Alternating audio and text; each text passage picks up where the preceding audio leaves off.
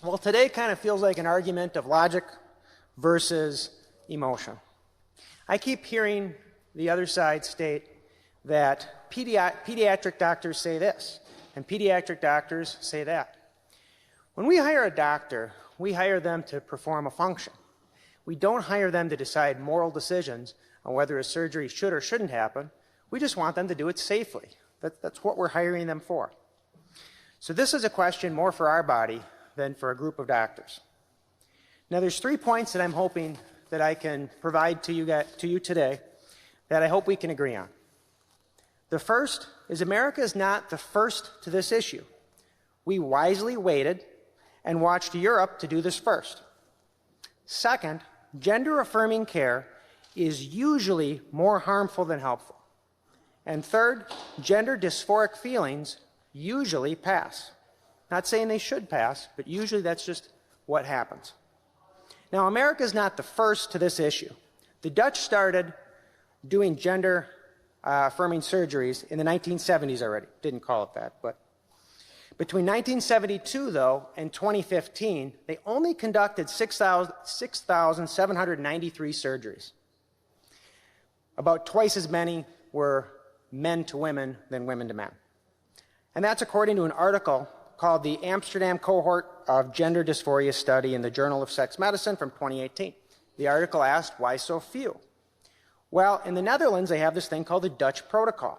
The Dutch Protocol prevents most surgeries because this is drastic medicine that is only an option for extreme cases. In America, we don't follow the Dutch Protocol. We have already 18,000 youth on puberty blockers just in 2021. Now, lessons we can learn from Europe. First is from Sweden. Gender reassignment surgery kills.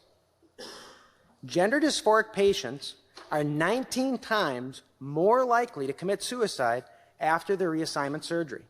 That's from a study from Dejeen Liechtenstein called The Long-Term Follow-Up of Transsexual Persons Undergoing Sex Reassignment Surgery. The second thing we can learn from that same article is gender reassignment increases psychological problems. That same study said that after reassignment surgery, the transitioned needs 3 times as much psychiatric inpatient care.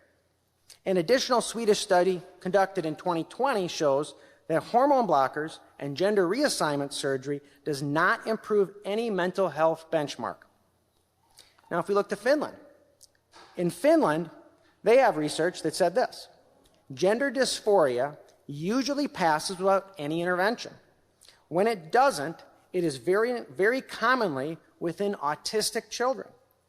Our American College of Pediatrics states that 98% of gender dysphoric boys desist from their gender dysphoric concerns and 88% of girls desist from it.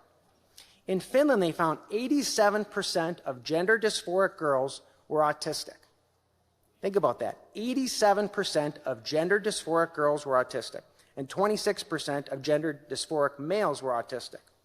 So there's obviously some sort of correlation.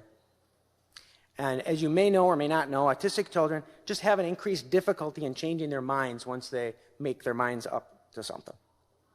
Now to look in France. In France, they found the driving mechanism creating the phenomena of rapid onset gender dysphoria. They're looking at why this is becoming more popular, or more common now than it was 20 years ago and 10 years ago.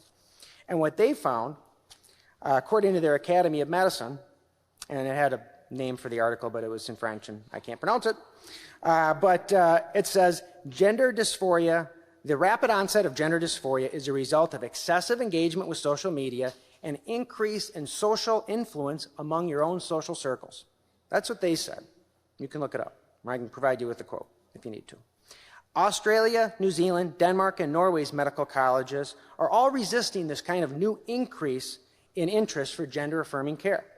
For example, in Denmark, they're only performing 6% of the requested reassignment surgeries in 2022, where in just 2018, they were doing 65% of their requested reassignment surgeries.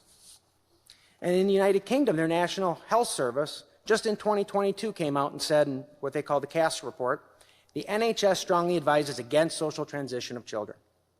Now, what do our experts say in America? Actors in Hollywood and reporters from major media organizations will tell you this is settled science. But Dr. Paul McHugh disagrees. Dr. Paul McHugh is a retired psychiatrist in chief at Johns Hopkins. He held that position for 26 years. 26 years, this guy was the psychiatrist in chief at Johns Hopkins.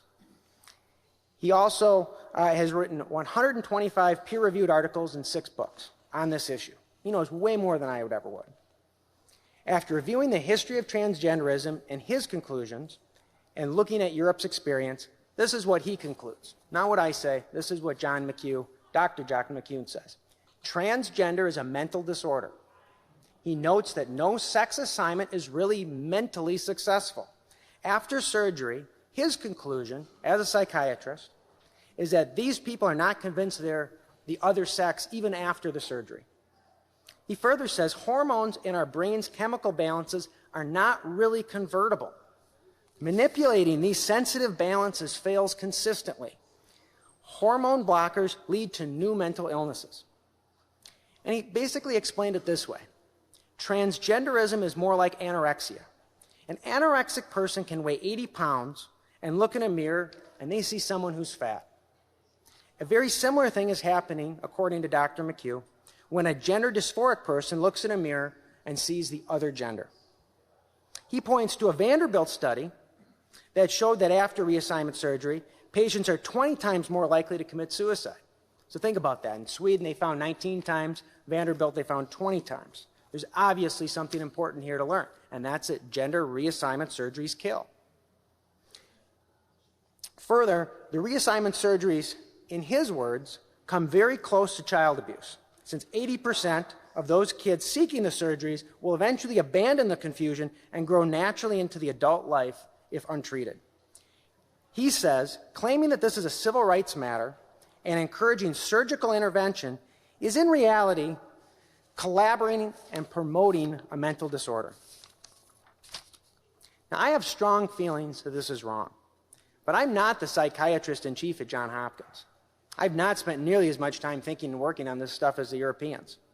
But the experts who put medicine and ethics ahead of their politics are obviously and rightfully very concerned.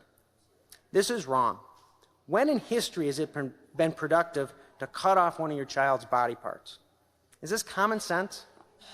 Allowing an adult to do a reassignment surgery seems sadly necessary to preserve our freedom from government.